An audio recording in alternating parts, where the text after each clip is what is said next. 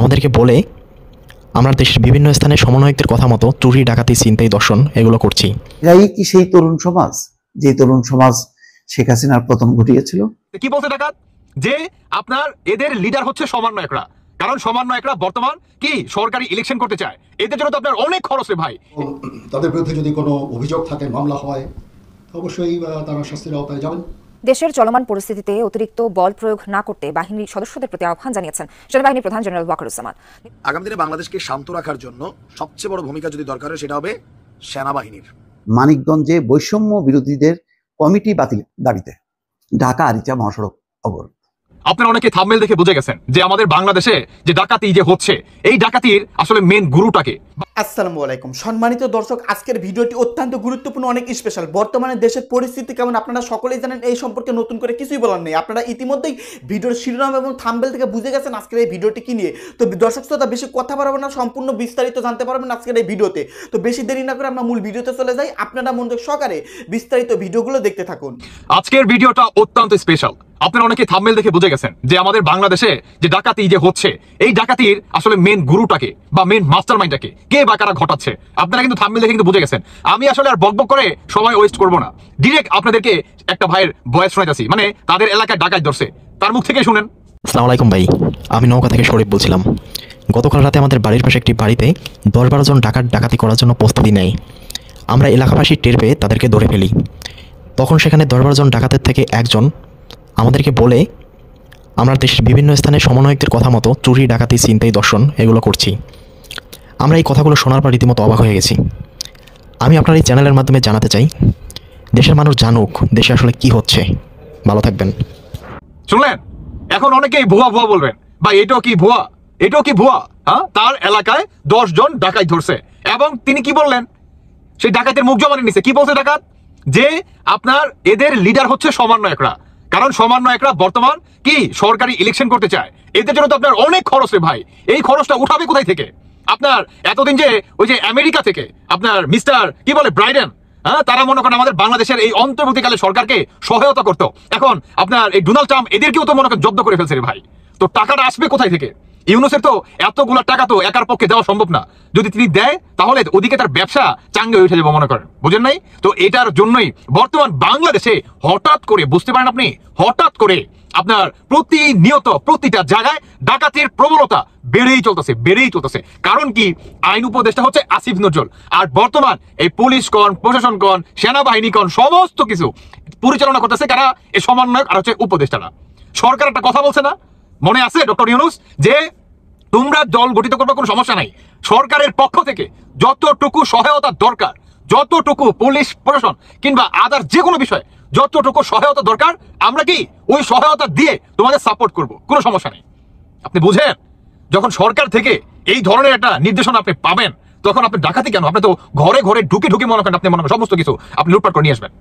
হ্যাঁ, ঘরে ঘরে ঢুকে ওই যে আজ থেকে আরো 30 থেকে 40 বছর আগে হতো না, হতো কিনা? আমার চাচাদের মুখে শুনতাম যে আপনার আজ থেকে 40 কিংবা 30 বছর আগে আপনার মানুষের বাসায় ডাকাতি করতো কি, লিজ দিয়ে ডাকাতি করতো, যে অমুক তারিখে আসতেছি তোর বাসায় এতগুলো টাকা আর স্বর্ণগয়না আসবাবপত্র যা আছে রাইখা দিস, না হলে সব কয়টারে মনে করেন একদম জব করো।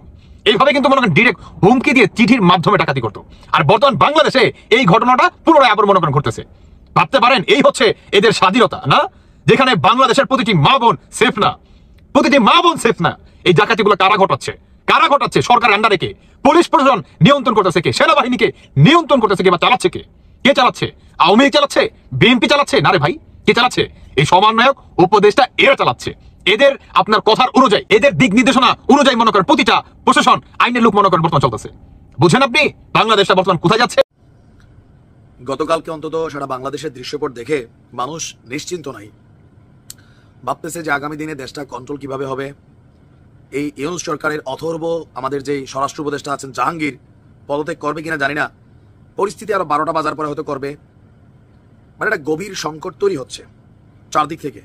সরকার অনেকটা দিশাহারা। যেমন আসিফ নজরুল দেখেন, মানে উনি যে আসেন, উনি যে আগে কথা কইতেন, মনে হয় এখন গায়ের চামড়া চোমড়াই মোটা হয়েছে, মাশাল্লাহ ভালো হয়েছে। ইলিয়াস ভাই তো বলতেছে উনি নাকি অনেক টাকা পয়সা কামাচ্ছেন, সত্যি জানি না, এগুলো তারা বড় বড় লোকের কথা। কিন্তু আগামী দিনে বাংলাদেশকে শান্ত রাখার জন্য সবচেয়ে বড় ভূমিকা যদি দরকার হয় সেটা হবে সেনাবাহিনীর। এই যে জুলাই আগস্ট অভ্যুত্থান, এই অভ্যুত্থানকে সফল করার পেছনে সবচেয়ে বড় ভূমিকা রাখছে কিন্তু সেনাবাহিনী। Lower officer, upper officer, middle officer, doesn't fact, প্যাকেজটার নাম সেনাবাহিনী। আজকে আমাদের সেনাপ্রধান যিনি আছেন জেনারেল ওয়াকারুজ্জামান, তিনি আপনার একটা আহ্বান জানিয়েছেন সেনাবাহিনীর প্রতি। আহ্বানটা কি? যে আপনার আগামী দিনের নতুন নতুন চ্যালেঞ্জ মোকাবেলায় আপনার সেনাবাহিনীকে সদা প্রস্তুত থাকার আহ্বান জানিয়েছেন আমাদের এই সেনাপ্রধান। যদিও সেনাপ্রধানকে নিয়ে সাংবাদিক ইলিয়াস পিনাকিরা প্রতিদিনই নানান কথা বলেন, তবে সরকারকে সাপোর্টের বেলায় বা ডক্টর ইউনূসের যে ভূমিকা আমরা সেনাপ্রধানের সাথে দেখি পজিটিভ, খারাপ না। কারণ সেনাবাহিনী মাত্রায় কন্ট্রোল রাখছে, তবে আরও কন্ট্রোল হওয়া জরুরি। গতকালকে আপনার একটা প্রোগ্রাম ছিল, সেটা হচ্ছে যে ইএমই কোরের যেই সদস্যরা আছেন নীলফামারী সৈয়দপুর সেনানিবাসে ইএমই সেন্টার অ্যান্ড স্কুলের একটা প্রোগ্রামে, একটা বাৎসরিক প্রোগ্রাম ছিল, সেখানে তিনি গিয়েছেন। বলছেন যে মানে এই মুহূর্তে আমাদের যে সেনাবাহিনীর বিভিন্ন সেক্টর আছে, ডিভিশন আছে, প্রত্যেককে বর্তমান সময় আগামী দিনের যে কোনো পরিস্থিতি মোকাবেলায় সর্বোচ্চ প্রস্তুত থাকতে হবে। এখন কোনো যুদ্ধ না, এই মুহূর্তে বাংলাদেশের সাথে ভারতের যুদ্ধ জীবনও হবে না। কারণ ভারতের সেনাপ্রধান বলছেন যে সরকারের সাথে ভালো সম্পর্ক না থাকলেও দুই দেশের সামরিক বাহিনীর মধ্যে বিদ্যমান সম্পর্ক চমৎকার। মিয়ানমারের সাথে এই মুহূর্তে যুদ্ধে আমাদের সেনাবাহিনী জড়াবেও না, আমাদের ওই প্রস্তুতিও নাই, হাইরা যাবো, বাস্তবতা হচ্ছে এটা, আমরা অস্বীকার করার সুযোগ নাই। বাট দেশের মধ্যে একটা যে কোনো বড় পরিস্থিতি যে কোনো সময় তৈরি হতে পারে। যুক্তরাজ্য কিন্তু বলছে বারবার যে বাংলাদেশে একটা বড় ঘটনা ঘটবে, হইতে পারে রাজনৈতিক সমাবেশ, কোনো বড় পাবলিক সমাবেশ, যে কোনো জায়গায় একটা বড় ঘটনা ঘটবে। গোয়েন্দা নিশ্চয় আমাদের তথ্য যারা রাখার তারা রাখছেন। তো সেনাপ্রধান এই মুহূর্তে খুবই গুরুত্বপূর্ণ একটা সিটে বসে আছেন। বাংলাদেশ আগামী দিনে যে কোনো সংকটে বললে সেনাবাহিনী হবে এখান থেকে উদ্ধার হওয়ার রাস্তা। এটা হোক ইউনূস সরকারের জন্য, হোক জনগণের জন্য। আমরা চাই আমাদের সেনাবাহিনী দেশের জন্য, জাতির জন্য, জনগণের জন্য তারা ডেডিকেটেড, আরেকটু ডেডিকেটেড হতে হবে। বিশেষ করে যেখানে পলিটিক্যাল ইস্যুগুলো আছে সেই এলাকাগুলোতে আরেকটু শক্তিশালী হতে হবে। খারাপ না, যা চলছে ভালো, আরো ভালো হতে হবে। আমাদের সেনাপ্রধানের যে বক্তব্যটা, এটা নানানভাবে ব্যাখ্যা বিশ্লেষণ করা যায়, আর আমার কাছে মনে হচ্ছে সামনে একটা উদ্ভূত পরিস্থিতি আসতে পারে, সেনাবাহিনীকে সতর্ক থাকার আহ্বান জানাচ্ছেন। এমনিও আছে আইন শৃঙ্খলা বাহিনী খুবই বাজে অবস্থা। আচ্ছা, এই জিনিসটা আমি আপনাদের পরিষ্কার করে দিচ্ছি। জিনিসটা হচ্ছে যে কারো যদি জীবন বিপন্ন হয়, ধর্ম বর্ণ নির্বিশেষে, অবশ্যই আমরা তাদেরকে আশ্রয় দিয়েছি, এবং তাদের বিরুদ্ধে যদি কোনো অভিযোগ থাকে, মামলা হয়, অবশ্যই তারা শাস্তির আওতায় যাবেন। কিন্তু অবশ্যই আমরা চাইবো না যে এক্সট্রা জুডিশিয়াল কোনো অ্যাকশন তাদের উপর হোক, বিচার বহির্ভূত কোনো কাজ হোক, তাদের উপরে হামলা হোক, বা তাদের জীবনে যে হুমকি যেটা আছে সেটা থাকলে আমরা তাদেরকে আশ্রয় দিয়েছি। যেই হোক, যেই দলেরই হোক, যেই মতেরই হোক, যেই ধর্মের হোক, সেটা আমরা করব। মাইনরিটি একটা ইস্যু নিয়ে কিছু কিছু কথাবার্তা হয়েছে, বাট 20টা জেলায় মোট 30টা এরকম মাইনরিটি রিলেটেড অরাজকতা হয়েছে। সেটা অবশ্যই একটাও কাম্য না, একটা হওয়া কোনো কাম্য না আমাদের কাছে। আমরা এই বিষয়টা দেখছি, এবং যারা অপরাধী তাদেরকে অবশ্যই আমরা শাস্তির আওতায় নিয়ে আসবো ইনশাআল্লাহ।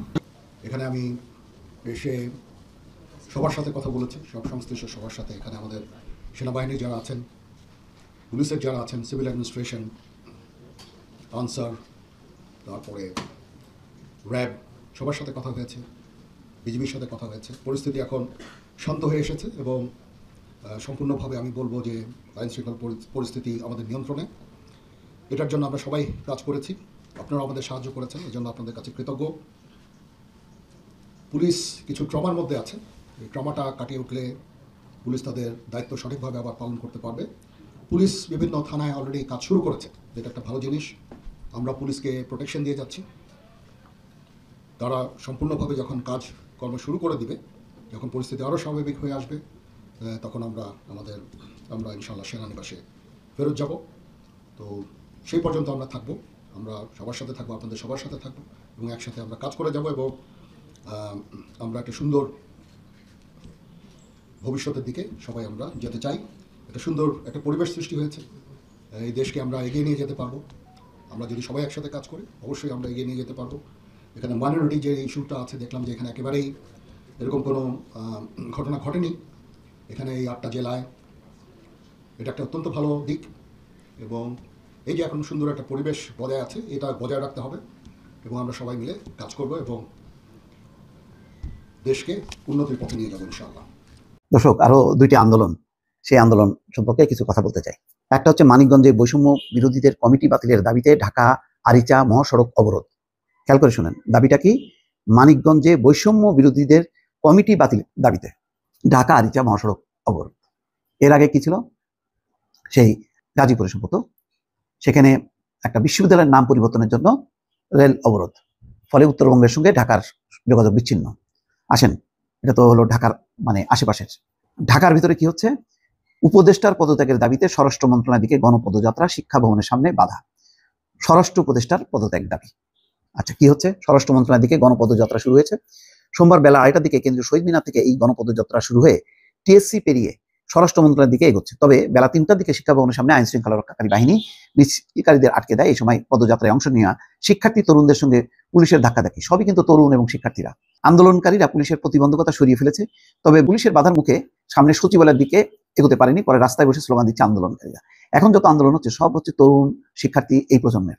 এখন কোনো রাজনৈতিক দলের কোনো আন্দোলন নেই। রাজনৈতিক দলগুলো সমাবেশ করে, নির্বাচন চায়, কেউ সংস্কার চায়, এই হলো অবস্থা। আর আন্দোলন নামে রেলপথ অবরোধ করছে, রাজপথ অবরোধ করছে সব শিক্ষার্থীরা। যে শিক্ষার্থীরা শুরু করছিল সেই শেখ হাসিনার পতনের আন্দোলন থেকে। তখন ছিল শেখ হাসিনার পতন, আর এখন যে কার পতন বোঝা যাচ্ছে না। স্বরাষ্ট্র উপদেষ্টার পতন। জাহাঙ্গীর আলম চৌধুরীর মানে যদি পদত্যাগ করেন, কে আসবেন এই দায়িত্বে? ওই সময় কি যে ধর্ষণ, নিপীড়ন বা আইন শৃঙ্খলা পরিস্থিতির অবনতি, এগুলি ব্যাস মানে ঠিক যাবে? এতই সোজা?